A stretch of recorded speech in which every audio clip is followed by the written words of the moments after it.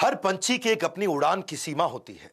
मेरी भी उड़ान की सीमाएं कैसे किया जाए असीमित गुणगान जिसका किया जाना चाहिए असीमित गुणगान। नमस्कार, मैं Vivek Bindra, founder and CEO बड़ा बिजनेस.com। अटल बिहारी वाजपेयी जी, आज के दिन 25 दिसंबर 1924 में आपका जन्म हुआ ग्वालियर के अंदर। पिता कृष्ण बिहारी वाजपेयी, आपने बीए की पढ़ाई करी ग्वालियर विक्टोरिया कॉलेज से। बाद में एमए पॉलिटिकल साइंस के लिए आप डीएवी कॉलेज कानपुर गए। एलएलबी की पढ़ाई की शुरुआत करी, पत्रकारिता के चलते आपने बीच में उसको छोड़ दी। पहले तो आप साम्यवाद पसंद करते थे, हम सब बराबर है, हम सब बराबर है। लेकिन बाद में बाबा साहब आमटे से प्रभावित होकर के 1939 में आप आरएसएस से जुड़े, गांधी जी के साथ में भारत छोड़ो आंदोलन में जुड़े। उस समय 1942-43 के आसपास आप 23 दिन जेल में भी रहे, और जब जेल में रहना पड़ा तो वही घटना आपको राजनीति में खींच लाई। एक अलग ही प्रकार की फिलॉसफी है, पॉलिटिशियन बियॉन्ड पॉलिटिक्स। इनकी फिलॉसफी समझिए, मैं आपकी गलतियों का विरोध करना नहीं छोड़ूंगा। आप गलती करोगे मैं विरोध करूंगा, आप गलती करोगे मैं विरोध करूंगा, लेकिन मैं आपको अपनी गलतियों के विरोध करने के अधिकार को भी छोड़ने नहीं दूंगा। हाँ, देखिए, ये ऐसे व्यक्ति थे जिनके कॉम्पिटिटर्स थे पर एनिमीज नहीं थे।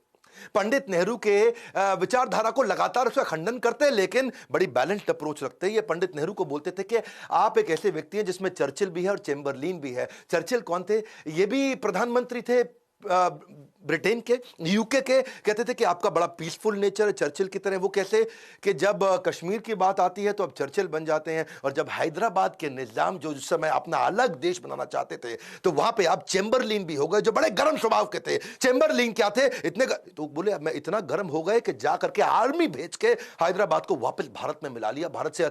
तो नेहरू जी का वो हमेशा बड़ा बैलेंस्ड अप्रोच के साथ उनकी तारीफ भी करते थे, उनकी नीतियों की। उनको सन ऑफ इंडिया भी बोला, उनके विकास कार्यों की तारीफ भी करी। एक बार जब जिस समय साउथ ब्लॉक में पंडित नेहरू जी की फोटो लगा करती थी, ये विदेश मंत्री बने, तो किसी ने इनको इंप्रेस करने के लिए साउथ ब्लॉक से पंडित नेहरू जी की बड़ी फोटो को हटा दिया।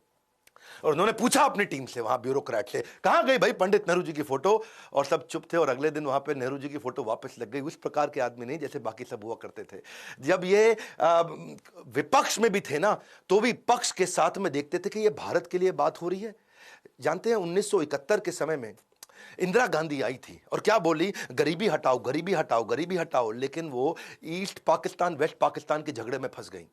और उस समय बांग्लादेश, जो आज बांग्लादेश है, इन्फिल्ट्रेशन करके वहां से लाखों लोग अंदर आ रहे थे, क्योंकि वहां आपस के झगड़े इतने ज्यादा थे। और उस समय जब इंदिरा गांधी वहां प्रयास करने लगी तो भारत पे चार तरफ से अटैक हुआ। नौसेना के द्वारा आईएनएस विक्रांत, वो पिक्चर भी आपने देखी होगी, पीएनएस गाजी के ऊपर पिक्चर थी। आईएनएस विक्रांत और पीएनएस गाजी का चेन्नई के पोर्ट को वो कब्जा करना चाहते थे। वहां उनको पीएनएस गाजी को महासागर में डुबो दिया हमारी टीम ने। वो जैसलमेर में लोंगे वाला, वो सन्नी देओल की पिक्चर आई थी उसके ऊपर, वहां से भी अटैक हुआ। भारतीय 120 जवान थे केवल, पाकिस्तान के 3000 जवान पूरे टैंक लेकर के खड़े थे, वहां भी उखाड़ा। तीसरी लड़ाई उनकी जब कश्मीर में थी, और चौथी ढाका शहर के अंदर, जहां जनरल मियाजी को उन्होंने उखाड़ा। 93,000 सैनिकों को, पूरा सबको वहीं सरेंडर करा दिया। इंदिरा गांधी क्यों कर पाई ऐसा?